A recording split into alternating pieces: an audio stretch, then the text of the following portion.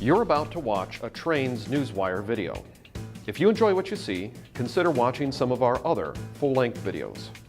Hotspots, Horseshoe Curve, Tehachapi, Chicago Racetrack, and more. Locomotive, the video companion to our best-selling special issue. And a special collection from documentary producer Rich Lucken.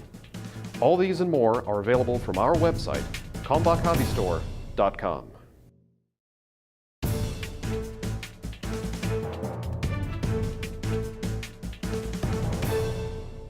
Good morning, Trains Nation. Today is Friday, May 18th, all day until midnight, or tomorrow.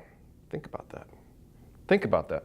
So I'm flying solo today. Jim is on a barbecue trip somewhere in the deep south. More on that next week.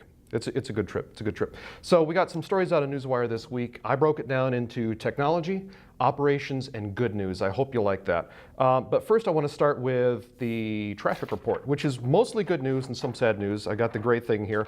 It's in color on Newswire. It's in Technicolor on Newswire, so you should go see that. The big things here are coal up 9.9%, non-metallic minerals traffic loads up 15.6%, and petroleum products, we really mean crude oil by that, and that is up 8.2%.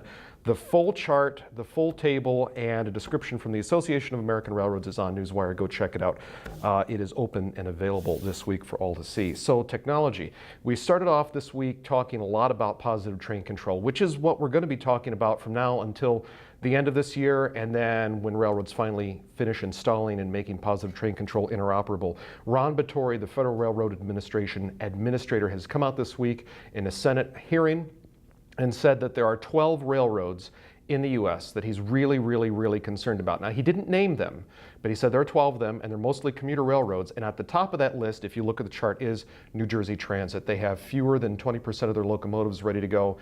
Basically, they don't have anything installed, and they're one of the busiest commuter railroads in the nation. So go check out some of the stuff that we have on Ron Batory speaking. One thing that he also said this week is that they're adding in a new metric on railroads. It's called interoperability. It's one thing to have signals ready to go and locomotives and have all your personnel trained and all the back office servers, but if a train from BNSF crossing the country can't speak to the servers on Norfolk Southern, it doesn't really matter because these networks have to be, well, interoperable. They have to communicate with one another to be safe and to be able to stop trains when absolutely necessary.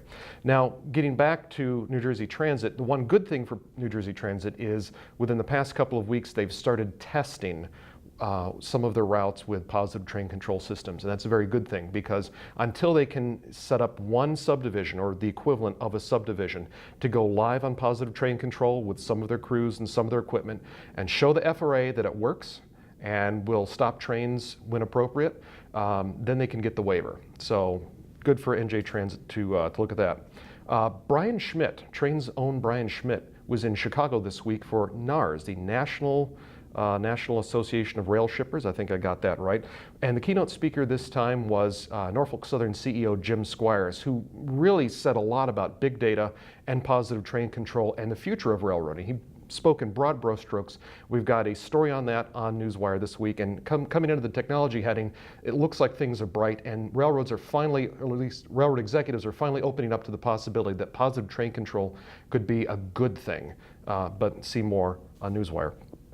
On operations side, Norfolk Southern to reopen the DeButz Yard Hump in Chattanooga, Tennessee.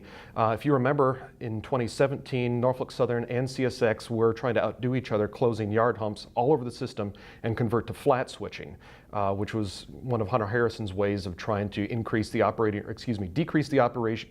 ratio, but increase the benefits and profits to the railroad and to investors. So that NS is reversing its decision on this is really interesting, and we're not quite sure yet if it's a trend that railroads are saying they have some buyer's remorse on precision scheduled railroading and closing so many assets, or if they just say this is a move to increase flexibility. That remains to be seen. CSX Transportation, meanwhile, has confirmed to Trains Newswire that they have laid off about 100 workers at the Cumberland, Maryland locomotive shops. Locomotive shops originated with Baltimore, Ohio many decades ago, and they're going down to a single shift now, whereas back in the day they had 3 shifts working on locomotives day and night for the trains going into the coal fields. Interesting, two stories out in California that come under operations. They might come under crime at some point too.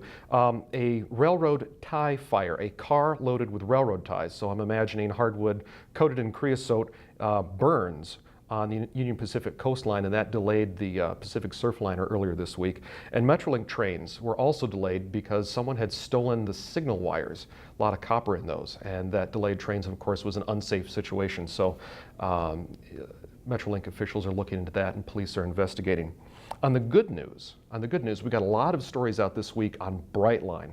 Brightline is the West Palm Beach to now Miami passenger train service, which is going to have multiple departures and arrivals, I think about 8 or 10 in one direction each day, and 16 or 20 altogether, depending on which way you look at it. We've got video out on Newswire this week, and the good news for Brightline is that now that they're going to start Miami service on Saturday, May 19th, it looks like all of their trains are sold out, and you can get tickets for under $10 in a trial period. So that's kind of good. Check out all those stories on Newswire. For the rail fans out there who are wondering what classic power might be out there, last week was all about steam locomotives and up-and-coming steam restoration projects. Well, this week, the Heber Valley out in Utah is buying 2 GP9s from Pan Am that are in heritage colors. Details are on Newswire, but it's a really good news story. So at some point, expect to see these locomotives headed out west. Bittersweet news, but still good news for this person. Ed Hamburger, who has been the president and CEO of the Association of American Railroads for more than 20 years, is retiring sometime in 2019. And kudos and a good send-off to him. We hope to have an interview scheduled with Mr. Hamburger later this year. And two interesting points here on Newswire. Research firm in Nashua, New Hampshire, called Cambridge, and the detail, there's a lot of Cambridge things out there that do research. It's not that one. It's one that's focusing on railroads and other innovative ideas. They want to take a flat car and convert it, a standard railroad flat car, convert it, put batteries on it, put motors on the trucks, and they want to fly drones off the top of that flat car and deliver packages. And they're looking specifically at Pan Am Railway's Northern Line, up from Massachusetts into New Hampshire. And the inventor behind that tells Trains Newswire that he thinks that you could effectively, efficiently, and safely deliver packages to people within 5 miles on either side of a rail line. And he says that you could do it in off-peak times to soak up the unused real estate when trains are not operating. So an interesting idea. A lot of you have already commented on Newswire that you think it's a hokey idea, that it belongs in our April Fool's issue, but hey, this could be the future. Could be the future. And finally today, Amtrak announced that they're going to be refurbishing Acela train sets, the interiors. And it begs the question, how much would you pay for a leather wallet made out of an Amtrak Acela seat? Leather chairs, leather appurtenances that are inside the coaches will be made into handbags, wallets, and other, I'm going to say, novelty or gift ideas. Full details on Newswire. For these and other stories from trains, go check out Newswire, trainsmag.com/Newswire.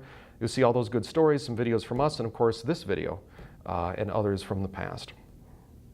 We hope you have a good week, guys. Take care.